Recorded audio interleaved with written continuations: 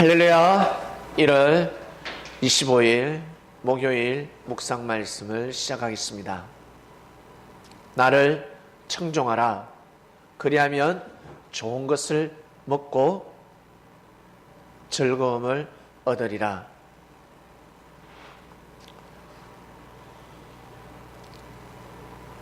내 삶의 주인을 따르는 것은 당연합니다.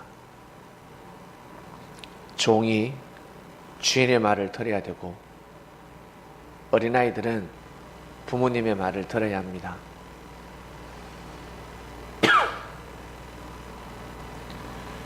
주인이 아닌 사람은 주인의 말을 들어야 합니다. 내 것이 아닌데 어찌 함부로 할 수 있겠습니까? 여러분의 물건이 여러분이 가지고 있는 그 물건이 여러분의 것이 아니라면 그 물건을 과연 어떻게 써야 될까? 어떻게 사용해야 될까? 아마 조심스러울 겁니다. 언젠가는 돌려줘야 되기 때문에.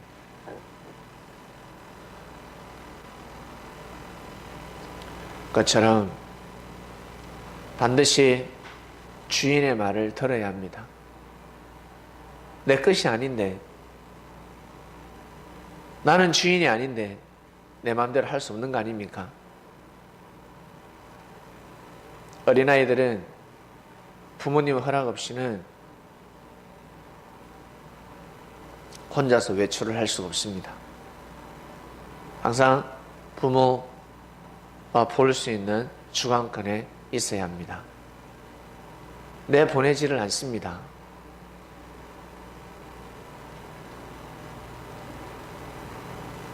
성장하면 부모 눈을 벗어날 수 있을 것 같지만 부모는 항상 자식을 바라보고 있습니다. 안 보는 것 같지만 저 멀리서도 바라보고 있습니다.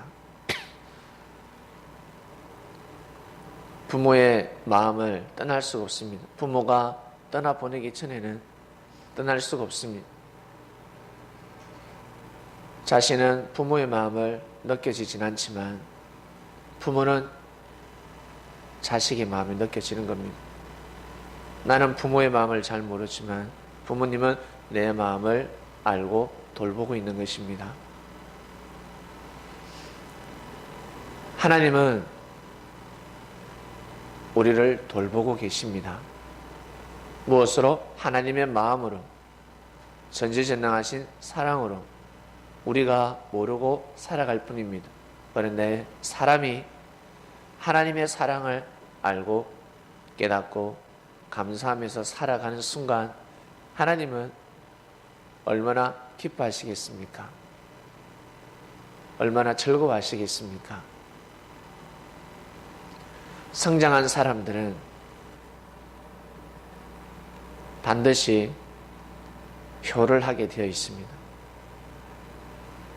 그 성장이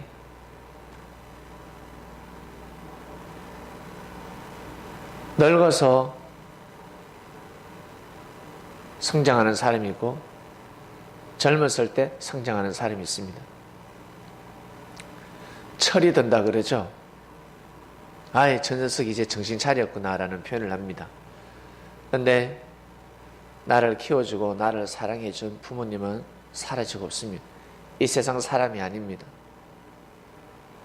철이 들지 않으면 제사도 드릴 수 없고 기일날을 귀하게 여길 수가 없습니다.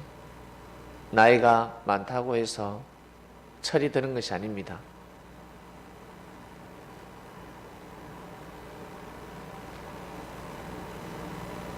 나이가 많다고 해서 운동을 잘하고 공부를 잘하고 돈을 잘 벌지 못하는 것처럼 돈을 잘 벌지 못하듯이 행복하게 살지 못하듯이 부모를 향한 효도 마찬가지입니다. 일찌감치 젊었을 때부터 부모의 효를 알고 평소에 감사하면서 살아가는 사람이 있는 반면에 부모님이 돌아가시고 나서도 부모의 효를 모르는 사람들이 있습니다. 이처럼 하나님에 대한 사랑도 마찬가지입니다. 선지자가 멀쩡히 두 눈을 부릅뜨고 살아서 말씀을 전해도 못 알아듣는 사람들이 있습니다. 그리고 선지자가 사라지고 말씀만 올려 퍼지고 있습니다. 그래도 못 알아듣는 사람들이 있습니다. 그런데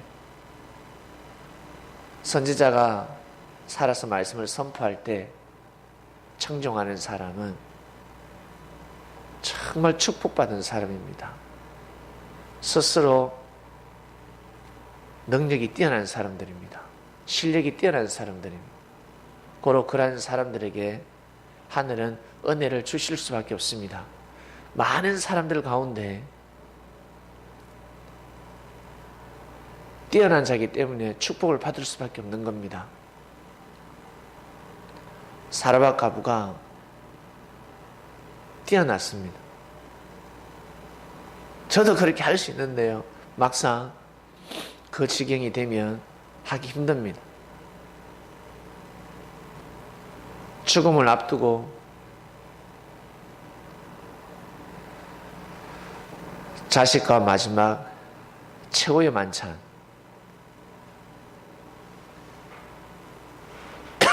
그것을 나누어 먹었습니다. 정말 서글픈 인생 아닙니까? 정말 불행하고 정말 처절한 인생, 희망이라고 것은 하나도 없었는데 평소 삶, 생명을 귀하게 여기고 베푸는 삶이었기 때문에 선지자를 맞이할 수 있었습니다.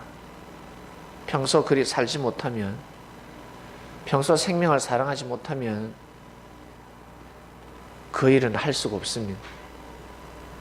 인생을 포기한 사람들이 그 일을 할 수 있다고 할 수 없습니다. 만사가 귀찮습니다. 다 물리치게 되어 있습니다. 평소대로 살아갑니다. 고로 좋은 것을 먹고 즐거움을 얻을 수 있는 자격을 갖춘 자였습니다. 이러한 사건들, 이러한 기회가 우리에게 없을까? 분명히 있습니다. 분명히 하늘의 발걸음은 우리 인생 가운데 스쳐 지나갔습니다. 예전에도 스쳐 지나갔고 지금도 스쳐 지나가고 있습니다. 성도 여러분, 우리는 말씀을 듣고 주를 청종하는 자들이 되었습니다. 영으로 오신 예수님, 우리는 그분을 주님 그리스도라고 믿고 있습니다. 많은 사람들이 예수님을 그리스도 메시아라고 알고 있습니다. 근데 과연 그의 말씀을 청종하는지,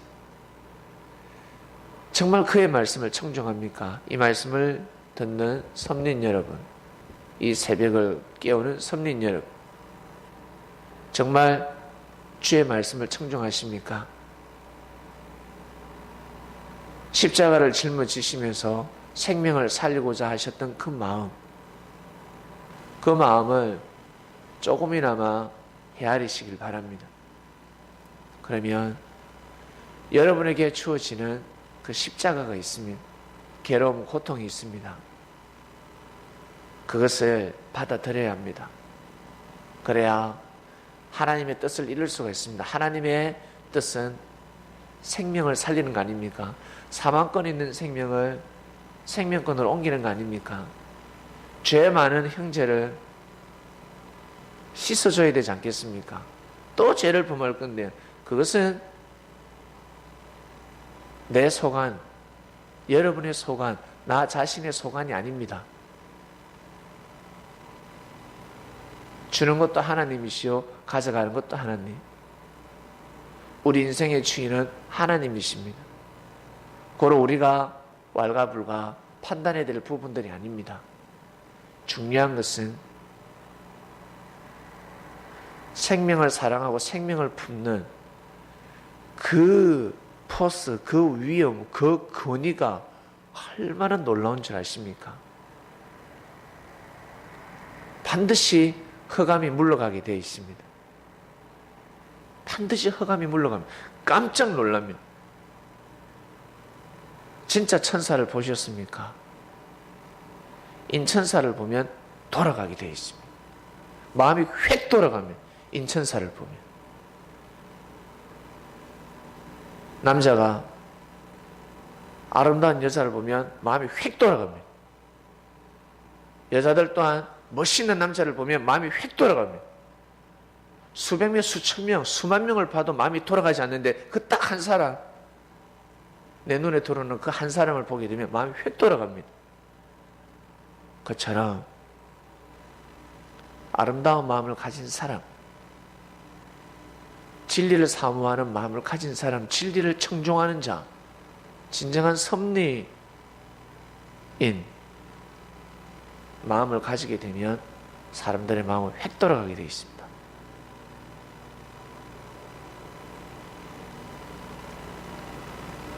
하나님께서 여러분을 통해서 살고자 하는 생명이 있습니다.